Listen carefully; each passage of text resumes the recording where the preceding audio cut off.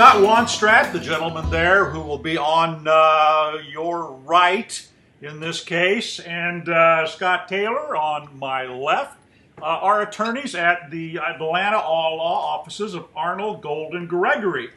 And they are just 2 of 9 attorneys at the firm who drive Nissan LEAF electric cars. Now that's got to be, guys, that's got to be some kind of a record at one company. So I decided we'd want to find out what's going on, so we got you guys together to depose you. Is that the term? or interrogate. Yeah, or interrogate. What's going on at the firm? And please pardon the reference to John Grisham. Anyway, guys, welcome to EV World. Look, let's start off first of all. Tell us a little bit about Arnall Golden Gregory. How big a firm are you guys, and do you have a particular legal focus? Well, we're a firm of about 150 lawyers. Okay. We have offices in Atlanta and in Washington, D.C., and it's a general practice firm, primarily civil law, civil litigation, a lot of regulatory work in the healthcare area. Okay. And my focus is intellectual property litigation, principally. Okay. Right. So My focus. So I either want you on my side or I don't want you on my side. Exactly. Right. Okay. Go ahead, Scott.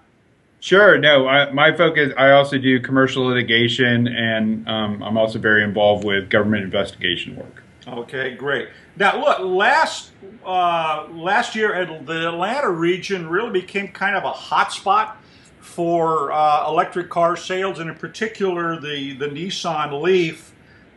And very clearly, your guys' firm with 9 LEAFs in it helped drive that trend. Who was the first at the firm to drive a LEAF? Well, it was neither of us. Okay. It was actually the first lawyer to drive a LEAF was one of our another litigator named Arnall Desai, and he got one, but he didn't tell anybody about it. Nobody knew that he had one. Okay. And then after the first of the year, a couple of other of our partners went out and leased them and sort of started spreading the word about what a great deal it was and what a great car it was, and that's how I got interested in it, and that's how I ended up getting one. Okay. Scott? Yes. And after Scott got his, he mentioned it to me and explained how the tax credit worked for leases of Nissan LEAFs in Georgia, and it didn't take too much pushing from me. I test drove one, I liked it, and I got one shortly thereafter. Okay, good. So these are all, I gather, either 2013 or 2014, probably 2014 models, then I would think. I think they're all 2014. Yeah. Okay, great. Typically when you see sort of a concentration like this, I think of, software firms in California, for example, that offer, if you start driving an electric vehicle, will give some type of incentive for you, either help pay for the down payment or whatever, provide free charging, things like that. Was there any kind of incentive that your firm offered people to get into this, or was it just kind of a word of mouth? Hey, I love this car; it works great. That type of thing. What sort of spurred this growth?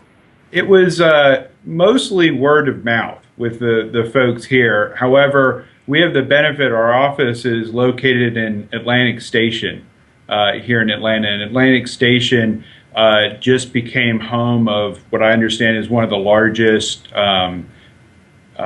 charging arrays in this part of the country. Okay. And so right next to our office building is the ability to charge the vehicles for free, which is a nice perk. Yeah. Okay. Well, that was one of the questions I wanted to ask. Was how do the vehicles get charged? Let's talk a little bit about what you guys drove before you got into the LEAFs. Scott Taylor, what'd you drive before you got your LEAF? Toyota Highlander. A Highlander. Okay. So you were into a large SUV. Right. Right. Okay. And Scott W. Sure, I had an Infinity M35, so a large. Okay, so you had a nice plush sort of, not well, yeah. That's in the so I would consider personally the sort of the luxury class sport coupe.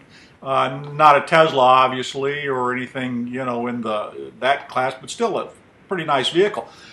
So how does those vehicles compare with the Leaf in your mind? Well, it's definitely definitely burns a lot more gas. Not the Leaf, but The Highlander Highlander. does, yeah. I think for my purposes, I think the Leaf is just a terrific vehicle. I have about a 45-mile round trip commute on a daily basis from an Atlanta suburb. I was using probably 2 gallons or so of gas a day, so it's about $7 to $8 a day in gas, plus all the associated maintenance. There are also, to get out on the highway out to my house, there's a high occupancy vehicle lane, and then there is a toll lane. Georgia law provides that the Leaf, you ride in the toll lane for free, and you can ride in the HOV lane by yourself. Right. So for me, it's just been tremendous. As far as performance goes, the Leaf I haven't checked out its top end speed yet, but it goes just fine on the expressway. I haven't experienced any problems with that. And it's got a lot of pep to it. I mean, I enjoy driving it. Yeah. Well, you've downsized just a little in terms of carrying capacity from the Highlander, obviously, but Sure. but in terms of just the ride and comfort, it has all of that you'd expect. Yeah, absolutely. It's got handles very well. The comfort's great. I've really enjoyed it. And I have the base model Leaf. I don't have, mine's not all tricked out with leather and everything. Oh, okay. Now, are you buying your car or are you leasing it? Leasing. You're leasing as well. Okay, maybe we'll talk about how that works in just a minute. Scott W. Yeah, I echo what Scott said. My commute's a lot shorter. I live in town, and so it's about 9 miles round trip each day, or each way. It's 9 miles, and it's a great car for that kind of in-town commute. It's quick. You're able to kind of get in and out very easily. I find it really comfortable, and I'm 6'4", and I don't have a problem in the car. Okay, good. Now, how has this impacted? Obviously, you're not now, paying Shell or BP or whoever for gasoline, but you are now paying Georgia Power, I assume, for electricity. Do you guys charge these at home, or do you make a point to make sure that you take advantage of the free electricity across the street? I do both. I try to charge at work when I can. Every little bit helps. But in terms of the increased cost from charging the vehicle at home, it's been just a small incremental monthly increase. So I don't have an issue. We've got really low electrical rates here in Georgia, so it ends up being very. You come out way ahead when you compare it to the cost of gas. Yeah. Okay, Scott.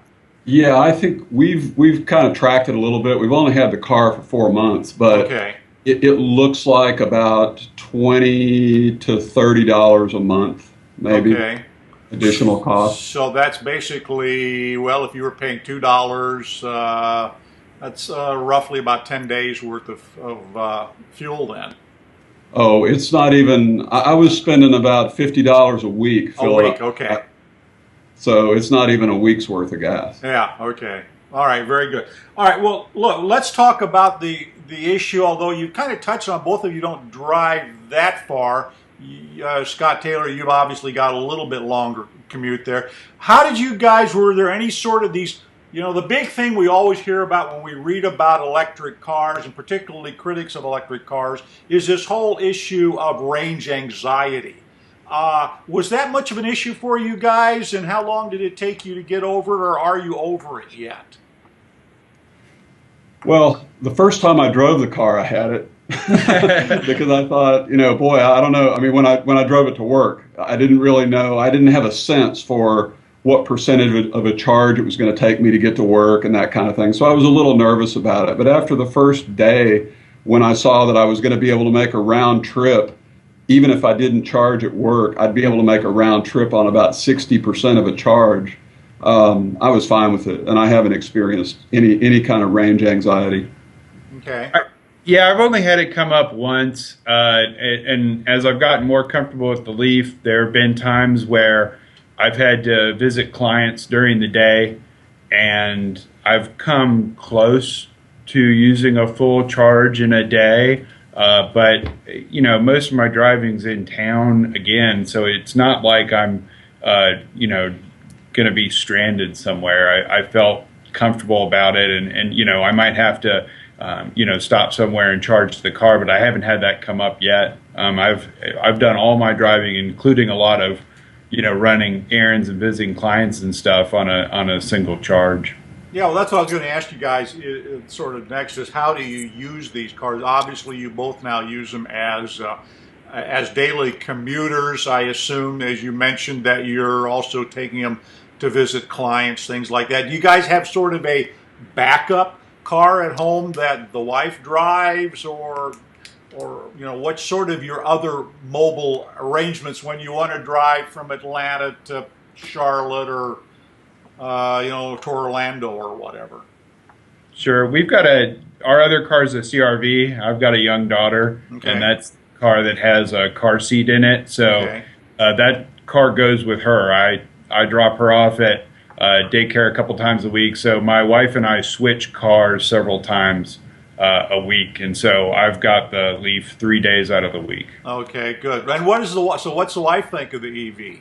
She loves it. Yeah, again, she's got a short commute, and it's just perfect for the way we use it. Yeah. Okay. Scott Taylor. Well, my wife has a Honda Pilot, another Okay. SUV, and I still have my Highlander. I haven't Yeah. gotten rid of it. It was paid for, so it's just parked. Right. I was joking with somebody just earlier that I cranked it up this weekend and took it out to get it washed. And brought it. So these have both become pretty much full-time drivers for you guys then. Pretty much, yeah, for me. And comparatively, you've already mentioned that you like the car and things. So that's how do you? We talked about how you charge the car. We also talked about. Are there any sort of things that were surprises to you? Now Scott, you've had yours 4 months, and Scott Wanstead, you've had yours how long now? A little over 2 months. A little over 2 months. So you guys are still really kind of new and getting into the car. Are there any sort of pleasant surprises or disappointments that you had now that you've had the car for a period of time? Living in Georgia, I was really concerned about the air conditioner. I thought, boy, if I run the air conditioner, the juice is gonna run right out of this thing. I was nervous about it, but that hasn't been the case at all. I mean, the air conditioner, I think, reduces the range by 3 or 4 miles, something like that. So that was a pleasant surprise for me. Okay. Scott W.? The thing I was concerned about was just the performance, and that's one of the areas that it was not a surprise, I would say a shock, like how quick it is on acceleration. It's peppy is the best word to describe the car. It's got a lot of get up and go. Yeah. Now you both, I assume, are leasing the car. Is that correct? Correct. Yeah. Yes. So let's talk about a little bit about that. What was sort of the financial side of that? That let's say that somebody listening to this said, "Well, these guys really like these cars. Maybe I should go down and take a look." First of all, why lease as opposed to buy? Well, I'll give you the sales pitch I gave Scott. Okay. Georgia the legislature had a lot of foresight several years ago when it passed a tax credit for electric vehicles, for zero emission vehicles. And the tax credit in Georgia is a $5,000 credit in addition to the $7,500 credit you can get from the federal government if you purchase the car. Now, neither of us purchased a car, so we were only eligible for the $5,000 credit in Georgia. But, you know, when you just do the simple math, the lease cost was for me, about $270 a month. Okay. The $5,000 credit spread out over the 24-month lease term is about $208 a month, which is about $62 a month cost of the car. Okay. And then when I factor in how much I'm saving in gas, which is about $200 a month, and then the tolls and my time for being able to save time by riding in the HOV lane, I feel like I'm making money on the car. Right. Now but bringing that up though, there's been, I think, if I'm not mistaken, there's been a lot of discussion in the Georgia legislature about doing away with that tax credit. What's the latest on it at that, you know, from your guys' perspective? Well, it's kind of a mix. The legislative session has ended for the year. Okay. There was an effort to modify the credit as it currently stands in the last session, but they didn't get to it before the session ended. I imagine that they might tweak it or possibly eliminate it in the next session, depending on, you know, what direction that they want to go.